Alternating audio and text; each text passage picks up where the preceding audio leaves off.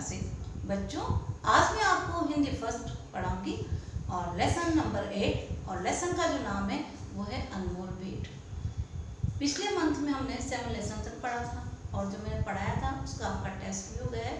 सभी बच्चों ने पढ़ाई की होगी और टेस्ट आराम से दिया होगा।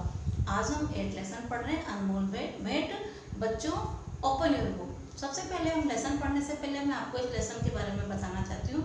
ये जो पाठ है अनमोल भेंट, इसके सबसे पहले हम कवि परिचय पढ़ेंगे। कवि कौन है और इस पाठ में किसके बारे में है। बच्चों, open your book, lesson number 8 अनमोल भेंट। सबसे पहले हम पढ़ेंगे लेखक परिचय। बच्चों, ये जो अनमोल भेंट है, ये पाठ के जो लेखक हैं वो है रविन्द्रनाथ टैगोर। आपको पता ही है कि रविन्द्रनाथ टैगोर जो थे, इन्होंने बंगाली और अंग्रेजी में कई कहानियाँ, लेख और गीत लिखे और इनके जो काव्य संग्रह में गीतांजलि के लिए इन्हें नोबेल पुरस्कार से सम्मानित किया गया और साथ में इनको सर की उपाधि भी दी गई। लेकिन जब इनको 1919 में जब जलियांवाला बाग कांड हुआ तो इन्होंने जो सर की उपाधि थी वो वापस लौटा दी। वो रविन्द्रनाथ जो टैगोर थे वो लेखक होने के साथ साथ एक महान देशभक्त भी थे। अब सबसे पहले लेखक परिचय देखेंगे। बच्चों, open your book, lesson number 8 अनमोल भेंट।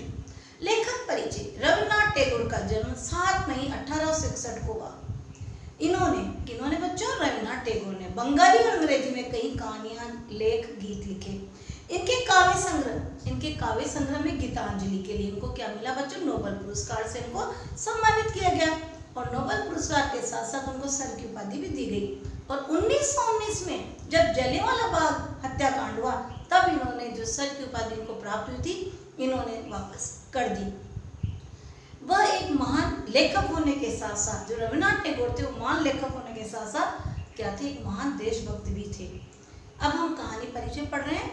यह कहानी एक गरीब नौकर की है। ये गरीब नौकर की कहानी है और गरीब जो नौकर था, उनके सेठ जी का बच्चा जो है उससे खो जाता है। तो जब उसके घर में पुत्र होता है तो वो उसकी जो शक्ल मालिक के बच्चे से मिलती है तो वो क्या करता है? अपनी वफादारी का सबूत देते हुए अपना बच्चा मालिक को दे देता है। कहानी परिचय। ये कहानी गरीब नौकर की है जिसके द्वारा उसके मालिक का बच्चा खो जाता है। अब उसके घर में पुत्र होता है, नौकर के घर में, तो उसे लगता है कि उसके मालिक का खोया हुआ बच्चा ही उसके पुत्र बनकर आ गया है उसके घर पे। अंत में वह अपने पुत्र को मालिक का पुत्र बनाकर उसे सौंप देता है। अपना बेटा जो है मालिक को दे देता है। वो सोचता है कि ये शायद मालिक के बेटे ने मेरे घर में पुत्र बनकर जन्म लिया है और वो उनको सौंप देता है। बच्चों, फर्स्ट लाइन देखो। रायचरण 12 वर्ष की आयु से अपने मालिक का बच्चा खिलाने का नौकर हुआ था। जो रायचरण था 12 वर्ष की आयु से ही अपने मालिक का बच्चा खिलाने पर नौकर हुआ था। 12 वर्ष की आयु का ही वो नौकर लग गया था। उसके पश्चात काफी समय बीत गया। नन्हा बच्चा रायचरण की गोद से निकलकर स्कूल में प्रविष्ट हुआ। जो रायचरण की गोदी में जो नन्हा बच्चा खेलता था मालिक का, स्कूल में उसका एडमिशन हो गया। स्कूल से कॉलेज में पहुंचा, फिर एक सरकारी स्थान पर लग गया। किंतु रायचरण अभी बच्चा खिलाता था। पहले यह बच्चा उसकी गोद में पाले हुए अनुकूल बाबू का पुत्र था। किसको खिलाता था वो? अनुकूल बाबू के पुत्र को। बच्चा घुटनों के बल चलकर बाहर निकल जाता। जो बच्चा खिलाता था अनुकूल बाबू का, वो बड़ा हो गया तो जब उसको पकड़ता घुटनों के बल बाहर निकल जाता था। जब रायचरण दौड़कर उसको पकड़ता, किसको? बच्चे को, वो रोता और अपने नन्हे नन्हे हाथों से रायचरण को मारता। रायचरण हंस के कहता, हमारा भैया भी बड़ा होकर जज साहब बनेगा, क्योंकि अनुपम बाबू क्या थे? जज थे। जब वह रायचरण को चन्ना कहकर पुकारता तो उसका हृदय बहुत हर्षित होता। क्या करता वो? जब रायचरण को क्या कहता था वो? चन्ना कहता था तो उसका हृदय जो था बहुत हर्षित होता था। वह दोनों हाथ पृथ्वी पर टेक कर घोड़ा बनता और बच्चा उसकी पीठ पर सवार हो जाता। कौन घोड़ा बनता? रायचरण घोड़ा बन जाता और बच्चा उसकी पीठ पर सवार हो जाता। इन्हीं दिनों, थर्ड पैराग्राफ देखो बच्चों। इन्हीं दिनों अनुकूल बाबू की बदली परिया नदी के किनारे एक जिले में हो गई। अनुकूल बाबू का ट्रांसफर हो गया। परिया नदी का क्या नाम था? परिया। इसको अंडरलाइन करो आप। नए स्थान की ओर जाते हुए कलकत्ते से उन्होंने अपने बच्चे के लिए मूल्यवान आभूषण और कपड़ों के अतिरिक्त एक छोटी सुंदर गाड़ी भी खरीदी। अनुकूल बाबू ने क्या करा? अपने बच्चे के लिए सुंदर सुंदर आभूषण खरीदे, एक छोटी सी गाड़ी भी खरीदी। वर्षा ऋतु थी, कई दिनों से मूसलाधार वर्षा हो रही थी। ईश्वर करते हुए बादल छटे, संध्या का समय था। बच्चों turn your page, page number 43। बच्चे ने बाहर जाने के लिए आग्रह किया। बच्चा जिद्दी करने लग गया। रायचंद उसे गाड़ी में बिठाकर बाहर ले गया। खेतों में पानी खूब भरा था, क्योंकि जब बारिश हो रही थी तो खेतों में पानी भरा हुआ था। बच्चे ने फूलों का गुच्छा देखकर जिद की। रायचंद ने उसे बहुत बहलाना चाहा, किंतु वह न माना। छोटे बच्चे जब किसी चीज की जिद कर लेते हैं तो वो पकड़ लेते हैं कि नहीं मुझे तो ये चीज चाहिए। रायचंद ने बहुत मनाया कि भाई नहीं लो, लेकिन वह नहीं माना। विवश रायचंद बच्चे का मन रखने के लिए घुटनों घुटनों के पानी में फूल तोड़ने लगा। देखो बच्चों, आपके भी जो बुक है उसमें दे रखा है कि जैसे रायचरण जो है फूल तोड़ रहा है, बच्चा भी जो है लकड़ी के सारे फूलों को ले रहा है।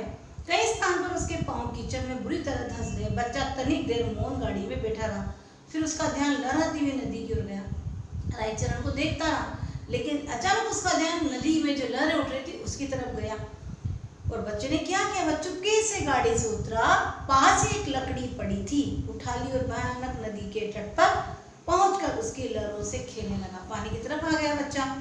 नदी के शोर में ऐसा मालूम होता था कि नदी की चंचल और मुंहजोर जल परियां सुंदर बच्चे को अपने साथ खेलने के लिए बुला रही हो। ऐसा लग रहा था कि जो लहरें उठ रही थी तो जैसे जल परियां सुंदर बच्चों को अपनी ओर आकर्षित कर रही है, अपनी ओर बुला रही है। रायचरण फूल लेकर वापस आया तो देखा गाड़ी खाली। जब रायचरण बच्चे के लिए फूल लेके आया तो बच्चा गाड़ी में बैठा हुआ था। गाड़ी में उसको नजर नहीं आया। उसने इधर उधर देखा, पैरों के नीचे से धरती निकल गई। वो एकदम परेशान हो गए कि बच्चा कहाँ गया। पागलों की भांति चौर में चारों ओर देखने लगा। वह बार बार बच्चे का नाम लेकर पुकारता, लेकिन उत्तर में चन्ना की मृदु ध्वनि न आती थी, क्योंकि जो बच्चा था वो रायचरण को क्या कहता था, चन्ना कहता था। लास्ट पैराग्राफ देखो बच्चों, 43 पेज का। चारों ओर अंधेरा छा गया। बच्चे की माता को चिंता होने लगी। उसने चारों ओर आदमी दौड़ाए। कुछ व्यक्ति लालटेन लिए नदी के किनारे खोज करने गए, उसको ढूंढने गए।